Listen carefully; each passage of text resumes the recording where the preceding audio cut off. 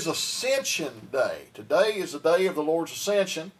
And I'd like to read to you from the book of Acts, the story from Luke 1, starting at verse 6. So when they had come together, they asked him, Lord, will you at this time restore the kingdom of Israel?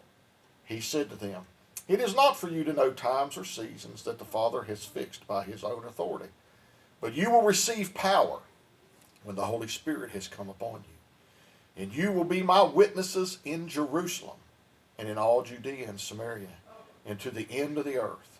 And when he had said these things, as they were looking on, he was lifted up, and a cloud took him out of their sight. And while they were gazing into heaven as he went, behold, two men stood by them in white robes and said, Men of Galilee, why do you stand looking into heaven? This Jesus who was taken up from you into heaven will come in the same way as you saw him go into heaven. Very special day for us. This is 40 days after the resurrection. And there have been many appearances of Jesus. And sometimes I think he appears so many times so the disciples can actually realize they're not having a mass hallucination here. This wasn't a bad cheeseburger they got at McDonald's that's bothering them, but he's seen many times. But his ascension, Jesus says it's important that he goes away. Why is that? For 10 days from now, he tells the disciples, go and pray, for you will be endued with power. He says, if I don't go, the Holy Spirit, the Comforter, won't come and be with you.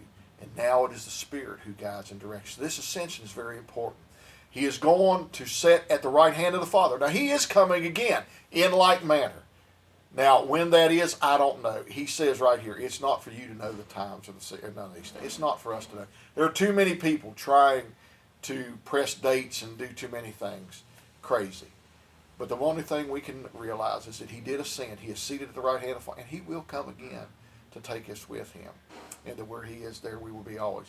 Very important, this day of ascension. 40 days after the resurrection, 10 days before the day of Pentecost.